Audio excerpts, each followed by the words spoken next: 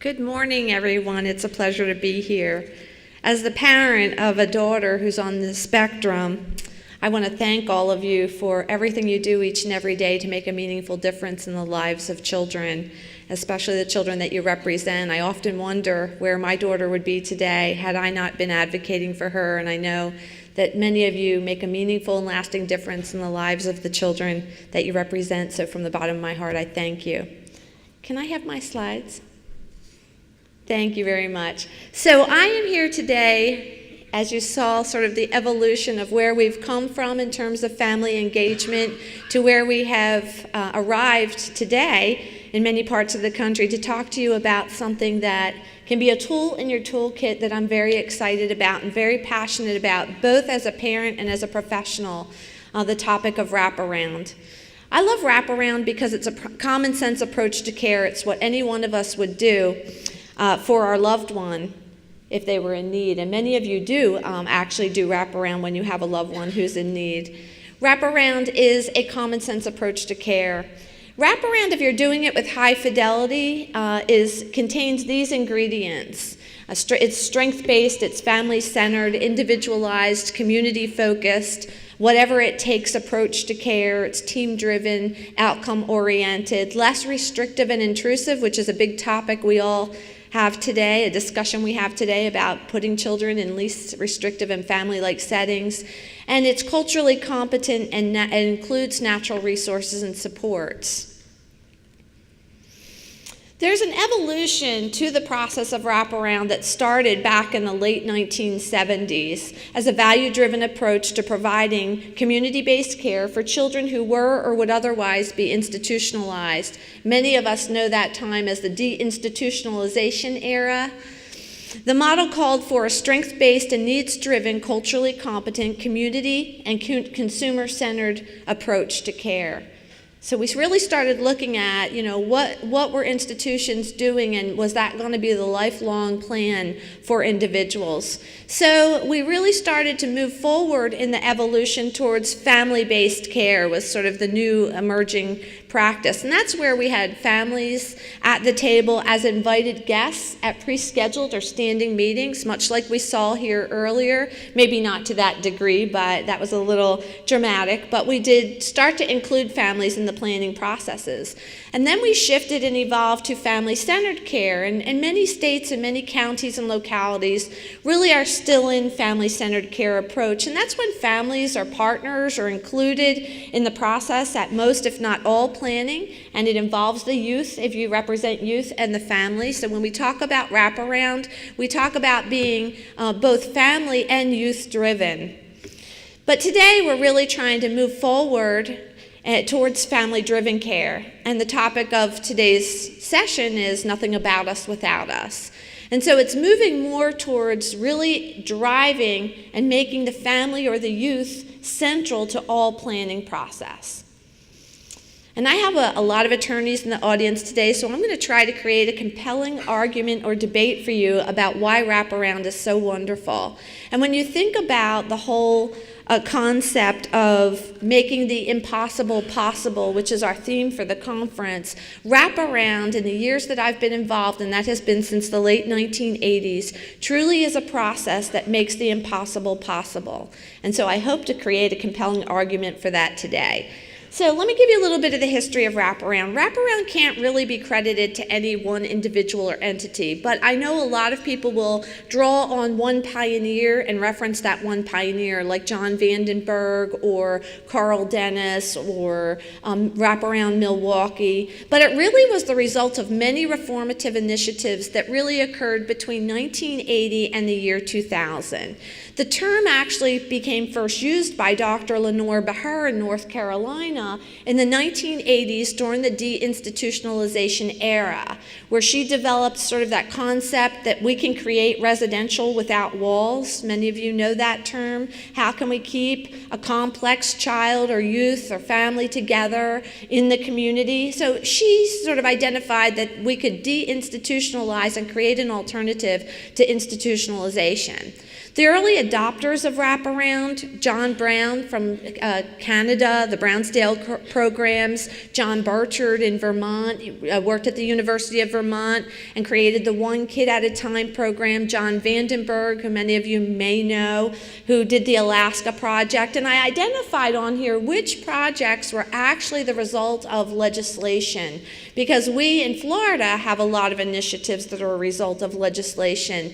And a little story about what happened in Alaska, if you don't know the story, legislators were having a financial crisis. And what they realized were 40% of the state resources were being utilized on 1% of the population. And that population were children and youth with complex needs who were sent out of the state to be in residential or institutional settings. And when they were having a significant deficit, the legislature decided to mandate that all children return home. And so they gave a time period, and they called that the Alaska Youth Initiative, if you want to do any research and look it up. And so John Vandenberg had been doing similar work in Texas, and Carl Dennis was doing similar work in Illinois, and they got together and were deployed to Alaska, and they facilitated a process to bring all the children back to Alaska. So, and Pat Miles, and Columbus, Ohio reform was a legislative mandate. John Franz, and actually John Vandenberg, John Franz, and Dan Naylor all serve on the National Center for Innovation and Excellence Board, which I'm the CEO of the organization. It does a lot of national work and wraparound. But John Franz did pioneering. He was an attorney and also a guardian ad litem attorney, and he did pioneering efforts in Wisconsin. And Wisconsin really was one of the states to make sort of the most innovative leap when it came to wraparound, just across the state. But John was able to successfully advocate for legislation in Wisconsin, which resulted in a project called Children Come First. And Children Come First was what sort of reformed the child welfare system in Wisconsin. And, today, Dan Naylor, who was early part of the Children Come First initiative, runs the comprehensive services, the integrated services office in the state, provides all the technical assistance and training. And when I first met Dan in the early 90s, he served 16 counties. And today at the state level, they serve every county and every tribe in the state of Wisconsin using high fidelity wraparound. So there's a lot of evidence behind wraparound. And then many of you may have heard of Wraparound Milwaukee, where Bruce Comrant, said from a more blended funding and integrated services model, if we drop the silos and integrate our dollars, we can take the most complex youth and deinstitutionalize them and get them back home and in the community in less restrictive settings. And he did a pilot, and in 90 days successfully returned 17 of the 25 children back home, and then after 6 months was able to get them all home successfully.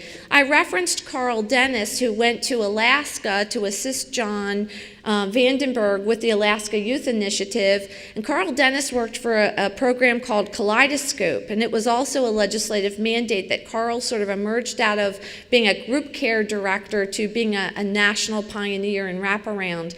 But what happened in Illinois was, during this legislative mandate, was they found they had a lot of children that were sent out of state to institutional settings. And they found that one of the children had been chained to a tree that had been in a residential setting. So the legislature was outraged, and they ordered and mandated the return of all the children. I believe it was over a 12-month period, but it created quite a crisis because there was no capacity within the state to bring the youth with complex needs back home. Long story short, what ended up happening was the experts in the state were not able to build the capacity that they needed to, so a lot of individuals who just were very innovative and cutting edge kind of stepped up to the plate, and Carl Dennis was one of them. So Carl took a different approach, and what he did was he started polling all the children's parents, the kids that were going to come home. And he went to them and he said to them, what would it take if we're bringing your child back to the state for you to have your child back in your home? And the answers were like really revolutionary to the system, because most of the parents wanted their children home, but they didn't have the resources to bring them. And then one of the initiatives I don't identify on here, but many of you attorneys may know, have any of you heard of the Rosie D. lawsuit in Massachusetts? So some of you know the Rosie D. lawsuit. Just before I moved to Florida, I ran a large division of services in Massachusetts, and our organization was known for doing high-fidelity wraparound and keeping most of our kids at home and in the community outside of residential and group care. So as a good faith response and effort to the class action lawsuit that had been filed with the state leadership came to my organization and said, if we give you this much money, could you help us get 50 of the most complex institutionalized youth back home and in the community in 6 months? And we were able to do so using high fidelity wraparound. So Carl Dennis makes a profound statement in his book. He ended up being an expert and a pioneer, speaking all over the country and actually all over the world on the work he did in wraparound. But this is what Carl says about the evolution and the change. He says, at first we created a traditional model similar to the ones that we had learned about in our training, in which we would tell parents what to do and they were expected to do it, but they often wouldn't do it, and then we would blame them and say they were resistant to treatment. He said after a while, the reason it wasn't working, we concluded, was that we were trying to make decisions for them when what they really needed was a chance to make decisions for themselves. And this really sort of grew out of sort of the awareness that parents wanted their children at home. They just didn't have the resources, the flexible support to be able to have them at home. So the common early themes that we see in the pioneering days of wraparound, a whatever it takes approach, family voice and choice, interagency collaboration, the talk about how do we drop silos and how do we work better together, pooled resources and blended funding, inclusion of informal and natural supports, shared ownership, and one well-coordinated plan of care. So a lot of times I probably get the most resistance or opposition to the concept of being strength-based, because we work with families in the child welfare system or in any mandated system that often have complex needs. And so I think the maybe assumption or the bias is that we don't really address the hard issues. We kind of take a Pollyanna approach to families. And I'm here to tell you that's absolutely untrue. Why we take a strength-based approach is because people are motivated when hope is imparted and when you set attainable and incremental goals. And here's what our systems are like, and I work in the child welfare system. So we have a case plan, and the case plan is the long-term goals and objectives that a family has to reach. Now you take someone who's been a heroin user for 15 years, and that is their lifestyle and all they know, and probably we know it's most reinforced by their family and environmental factors, right? Their friends, their families, who may also live in that culture, and we say you have to be drug-free, effective immediately in order to get your children back. And that is a great goal, and that is a goal we want to reach. But what we do in wraparound now is we put a team together and we impart hope and motivation by saying to the individual, what will it take to keep you clean for 5 days? We want to look at that long-term goal, but we want to set incremental goals, because when that plan is in place and that individual is clean for 5 days, we impart hope and motivation that they can change. And what I have found is most people want to change. They just don't know how. And we don't give them the tools to be successful in managing that change with all of the challenges of generational complications and environmental complications. So hope sustains people through difficult times. You know what we see in wraparound oftentimes is now that they made it 5 days, we don't say, can you make it a month? We say, can you make it 10? And then if there's a relapse during that time, we say, okay, help us to identify the barriers, the challenges that you faced during that time, that caused the relapse. So we work with families to impart hope and help them see success and to accomplish the goals. And it also leverages the culture and cultivates this authentic sense of partnership. Sometimes, I consider it my life work to have tried to establish how do you do high fidelity wraparound in mandated systems. Because wraparound was designed for intact families who have children with severe emotional disturbance. So systems have power over families, right? We can make decisions that will impact the family's lives. So that reduces the equity for the family at the table. But I have found by creating a climate that's conducive for the family to have a voice, it's that simple, my life work is that simple, that just creating that environment where the family feels like I can share what it is that I need and somebody will listen to me. It also creates, I mentioned, an environment that's conducive for constructive feedback and responsiveness. One of probably the biggest challenges that we face when we talk about wraparound is that families aren't held accountable. You kind of have this pie-in-the-sky approach. Actually, it's to the contrary. If you say to a family who has sat at the table, agreed to the plan, brought their informal supports, and we have selected the day, time, location, type of provider that they agree to, it's actually easier to hold the family accountable because they were part of the decision-making. So we can actually say to the family, you said, that worker was too difficult and you just didn't connect with that worker. Now we've changed your worker 3 times. Now what's the common denominator in this equation? So it's actually easier to hold families accountable. And when families have access, voice, and ownership, research shows that their outcomes greatly improve.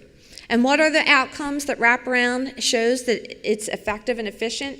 Lower assessment scores, reduced residential placement, reduced recidivism, improved family functioning, improved school functioning, and less restrictive and shorter placements. So why wraparound? Wraparound works. It's evidence-based. It's been researched for years. It's a common sense approach to meeting needs. It's been practiced informally since the beginning of time, and any one of us here at the table or here in this room today would use wraparound and probably have used wraparound and didn't even realize it.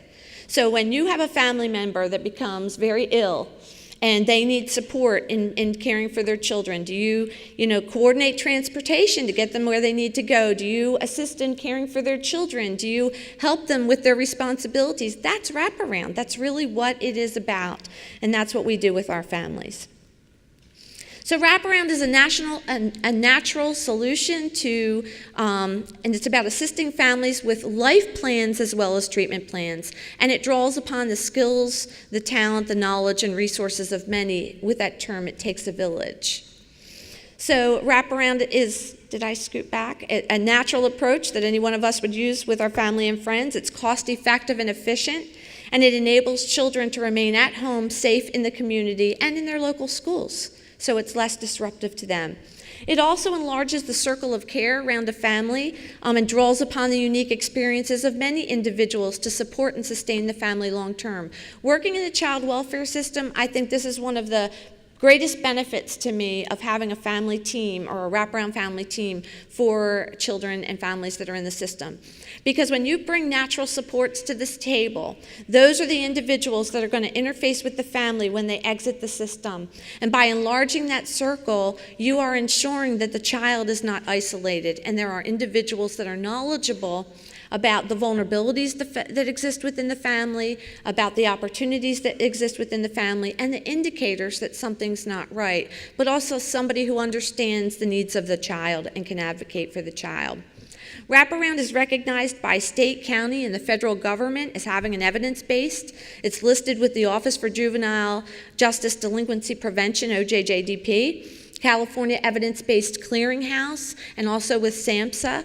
And many states are now incorporating wraparound into their state plans for vulnerable children and families. Some states even have centers of excellence for wraparound in their states. So what does it require for you to embrace and for us to make a systemic change to focus on wraparound? It's a change in the values and principles that guide our practices, assumptions and biases about those we serve, the ways in which systems are designed in the best interest of children and families, and the ways in which we collaborate together, a change in the way that we approach our case practice model, and a change in the way that we deliver services, because we're really talking about the right service at the right time and the right dose for the family. And wraparound has a history of positive change. So the culture of wraparound is really that values and principles are adhered to. You may say, well, we had a wraparound program in our community. I hear this all over the country. We had wraparound in our community, and it wasn't effective. If wraparound is not effective, it's because they're not doing high-fidelity wraparound and adhering to the core values and principles of practice. So the high fidelity wraparound programs and those that are not successful, you can always tie them back to the outcomes, to the fidelity to the model. There's a shared vision, there's shared accountability, there's mutual respect, it's a blame-free environment, and we have the philosophy that plans fail, not people. So rather than getting into the blame game like we saw in the video a few minutes ago, we just go back to the table and say we need to rework the plan because the plan is not working. So the culture of wraparound, it creates an environment that's conducive for members to respectfully voice differing opinions while maintaining a high level of trust and respect. We foster inclusive decision-making, partner for common goals and outcomes. We build consensus, and it's a shift from my vision to a shared vision for the family.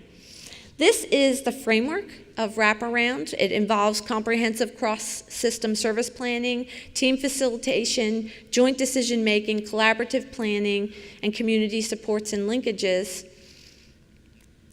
And this is a wraparound circle of care and the members that you might have at a family team conference. So now I'm going to introduce Valerie Holmes, Valerie is the Senior Executive of Programs at Brevard Family Partnership. She is also a Senior Trainer and Consultant at the National Center. And Valerie is going to introduce the next skit that's going to reflect wraparound. Thank you.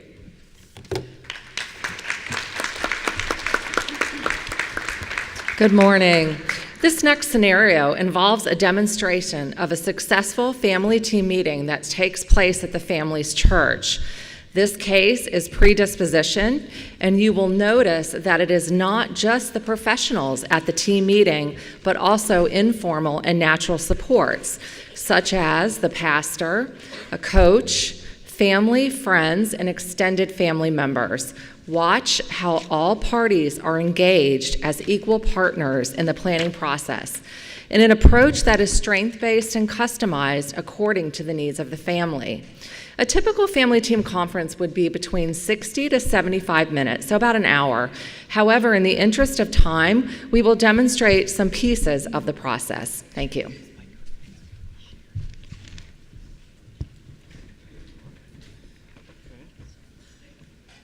Awesome. Okay. Is this working? No? Okay.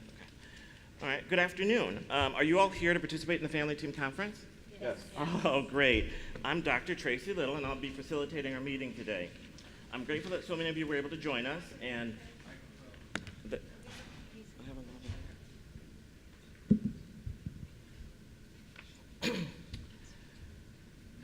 grateful that so many of you were able to join us. Ms. Nolan's running a few minutes behind, but as soon as she arrives, we'll get started, okay? Why do we have to wait to get started? It would be much more efficient if we could begin our discussion so we have a better idea of the task she'll have to do if she wants to keep her kid. Okay, well, I appreciate your enthusiasm, but in accordance with the core values and principles of wraparound, the family is central to all we do. The family is central to all we do. Jesus Christ. The family is central to all we do. Nothing about us without us culture of case practice. So in the spirit of that partnership, we'll get started as soon as they arrive, okay? Thanks. Hey, it's good to see you. Come on in. We're all waiting. Hi, Mom. Looking good, girl. Okay, so it looks like everybody's made it. So why don't we go ahead and get started? Good. Well, everybody, can we have the slides, please? So, welcome everybody to the Nolan Family Team Conference. First, I want to give you a rundown of what it's going to look like today. We're going to do some introductions, then maybe establish some ground rules that'll kind of help us stay on track. After that, we're going to learn about the Nolan family, their vision and their strengths. With that, we'll develop a plan of support for the family, and then determine when we'll need to kind of come back to meet again to see how those things are going. With that, I'll start the introductions. I'm Tracy, and I'm going to facilitate our meeting today. Hi, I'm Jim, and I'm the pastor here at the church. Oh, thanks, Pastor. I'm Dr. Carol Jewell, neurologist. Well, do you mind if we call you Carol today at the meeting? Well, I am a doctor. As am I. Would it be okay if we called you Carol? I guess so. Okay. I'm Sharon, the guardian ad litem. I'm Sherry, Mom's attorney. Mom's attorney. Don't you mean you're Madison's attorney? Yes, I'm not sure why we always just say Mom. Yes, I'm Madison's attorney. All right. I'm Madison. I'm Olivia's mother. Hi, I'm Sean Jackson. Can you guys hear me? Nope. Hi, hello.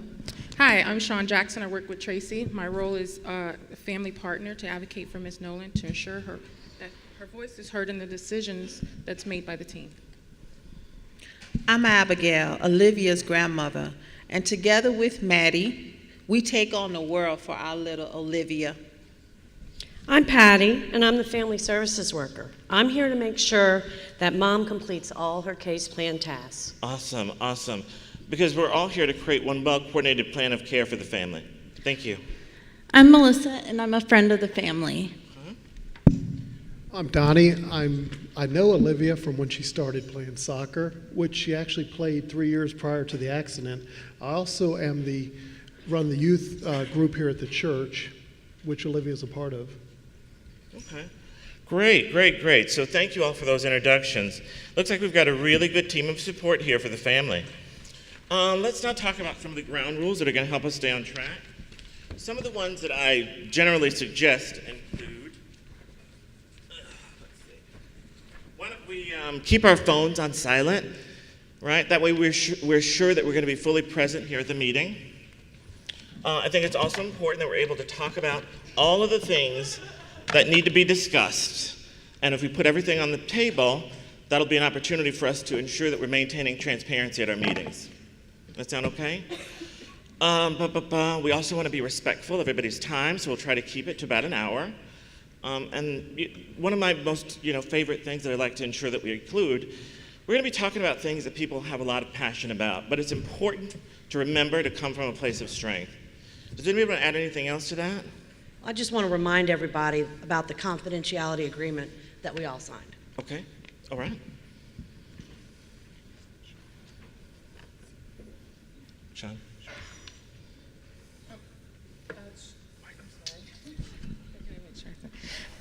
I just want to make sure that Ms.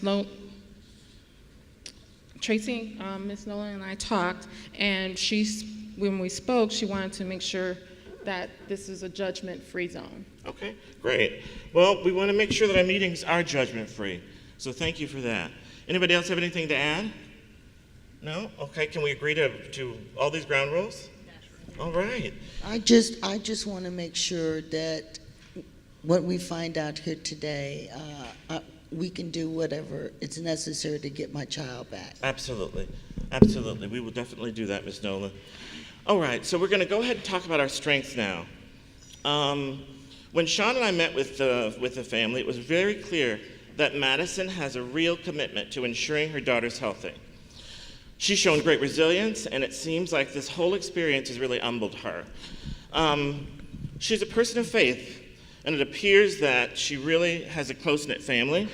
She can be guarded at times, but it's really her way of ensuring that she's protecting Olivia. Sean, did I miss anything? She seems very open to accepting and support to help, as you said, and she has a lot of natural and informal supports in the community that can help to ensure that Olivia is living the best life she can. Okay, good. Does anybody have anything else they'd like to add about discussing strengths of Madison? I'm here for Olivia and Madison, and I know she's a good mother. Okay, now. We absolutely support her 100%. So if there's anything that she needs, we're more than willing to step in to ensure that nothing slips through the cracks. We love them very much, and we can't imagine life without them. Awesome. I've known Madison for years, before and after the accident. And all I want to say is she's a great mom. She loves her daughter. Does she know everything? No. But she's willing to learn if someone's willing to teach her. She has people in her corner. If she needs a ride, we're there to help her. She's not in it alone. I'm not sure if it's the right time to say this, but I've been friends with the whole family, both Madison and Tony, both parents of Olivia. I know that Tony has his own challenges and is homeless right now, but he does work day labor and helps when he can. Nobody said anything about him, but we are talking about people who support the family. Oh, okay, Melissa. I thank you very much for bringing that up. It is certainly something that we discussed at the Strength and Cultural Discovery with Madison, but she really wasn't sure about bringing it up because of his instability and not really wanting to feel judged because of him. She did say, though, that he was a great support to her and Olivia, and she wants him to continue to help as much as possible. Well, I hear all of this great stuff, but I have concerns about her medically neglecting this child. Okay. Well, it sounds like you believe there have been some challenges in ensuring Olivia's medical needs are being met, Carol, so thank you for that input. But is there anything that you'd like to share as a strength right now? Well, I guess I can say she's open to learning new things. She does seem interested in learning more about Olivia's condition, and she always reads the educational information that I give her. Okay, well, those sounds like a great deal of strengths that the family brings to the table, which is wonderful because that's what we're going to use as a foundation for support of our plan. We want to help Ms. Nolan utilize the strengths that she has to ensure that Olivia's needs are met. All right, so before we start that planning process, I really want to share with you our vision for success. We asked families to give us a vision statement that really helps us as a team really understand kind of who they are and where they're going. And when we asked Madison what her ultimate vision was, she told us, life will be better when Olivia and I are able to be together again in our own home, and Olivia has all the help that she needs to feel happy and be a normal child. So, team, that's our charge. All right, so let's take the opportunity to talk about what are some of the family's needs. Now, Patty, you talked about some of those case plan tasks. Why don't you share one of them with us? Well, one of the primary tasks is ensuring Olivia's safety at all times. Okay, all right. Would anybody else like to share a need they believe the family has? Well, ever since the accident, Madison cries all the time. She is struggling. I really think she needs to go to counseling. Okay, so you believe that counseling is a need. Well, counseling is more of a service. We want to identify the need that might be addressed by the service of counseling. We'll probably talk about this later when we get into planning, but really want to help Madison, it sounds like, maybe manage the stress of her life and manage her emotions. And with that kind of a goal, she can acquire some better coping skills. Counseling is a good way to make that happen. So thank you. Now, Carol, you did talk about some of the challenges you thought that she had about ensuring her medical needs are being met. Yes. Well, now, the hotline report regarding medical neglect was mostly surrounding missed medical appointments. Okay. So the need would be for Madison to ensure that Olivia makes all of her appointments associated with her mental and physical health. Okay, we've got 3 needs listed. Ensure Olivia's safety at all times, help Madison manage the stress of her life and her emotions, and ensure that Olivia makes all of her appointments associated with her mental and physical health. All right, now let's prioritize these needs.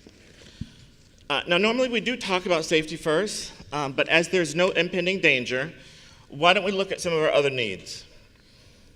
Okay, so we've established that Madison needs to ensure that Olivia makes all of her appointments. What are some ways that we can help her make this need? Well, sometimes I get called into work unexpectedly, or I don't have enough gas for my car. Well, if that happens, what are some ways that you can ensure that she still makes her appointments? I can take her, especially since Olivia is in my custody. Okay. My wife and I have a pretty open schedule, and our van is accessible because of my mother-in-law. So we could take her, or even just go for moral support. I'm always willing to help out when she needs a ride. There's also the Medicaid taxi or medically needed transport if she needs help. Oh. Well, if push comes to shove, either I or the family support caseworker could take her. Okay, okay. Well, it looks like we've got some great ideas and some support here. So, what do you think would be some of the challenges and barriers that could prevent her from making those appointments anyway? Well, as I mentioned to you before, sometimes I get called in at the last minute, Dr. Little, to work. My daughter enjoys going to the church group, but it happens at the same time. She usually has her medical appointments, but I don't want her to miss those church group activities. Availability can also be an issue. Medicaid cabs have to be scheduled 3 days in advance. Okay, so it's going to be important that everybody's aware of those upcoming appointments, and communication is going to be key to ensuring that we can still meet those needs for Olivia. All right, so let's talk about our plan of action. All right, so I think I'm going to recommend that Madison obtains a monthly schedule of all the appointments for doctors and therapy sessions, and will ensure that everybody has a copy, at least all of our natural supports. That way, they can see how they can help. She can then review her work schedule, compare that with Olivia's scheduled appointments to determine when she'll need help. Madison will then send that calendar to the family team, who can look at the remaining appointments and let her know if they'll be able to help her with getting Olivia there. Then Madison and Sean can review that calendar for any missing dates and schedule the Medicaid transport if necessary. All right? Madison also expressed concern about Olivia's appointments, often interfering with her church group. So, let's talk about some ways that need might be addressed. Well, I'm not sure what it all entails, but she could certainly have her therapy appointments here at the church. That way she doesn't have to miss the activity that she loves. Oh, okay.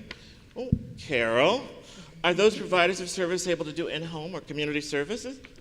That's not normally how we do that. Carol, we did express how important it was for Olivia to have her therapy.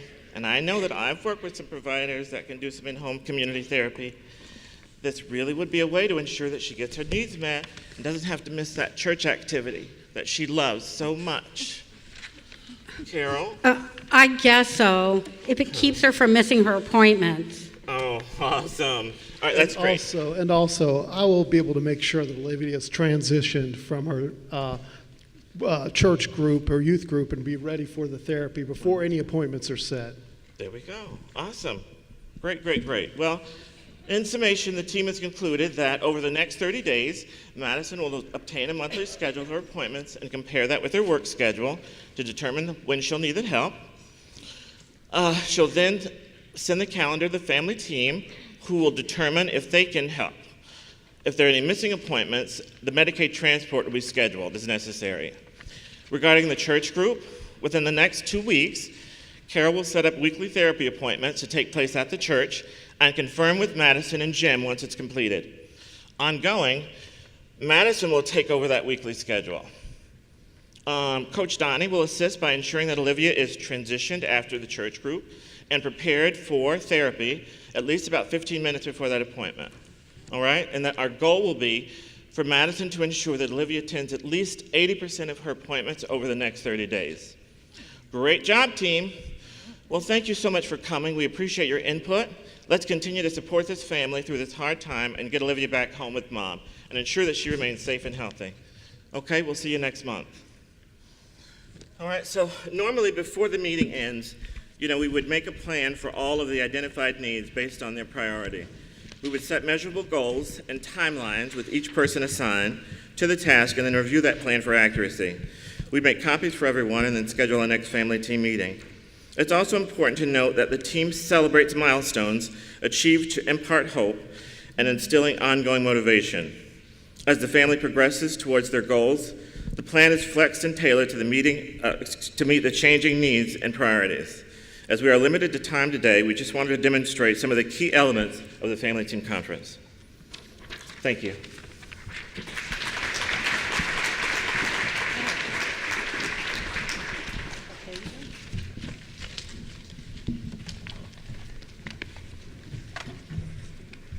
Okay, I just want to say thank you for the clearly ready for primetime players. So if anybody gets that reference from the 70s, we just wanted to illustrate to you how we believe family engagement, case planning, working with families has progressed, and the wraparound principles really do work. If you engage the family, they have buy-in, right?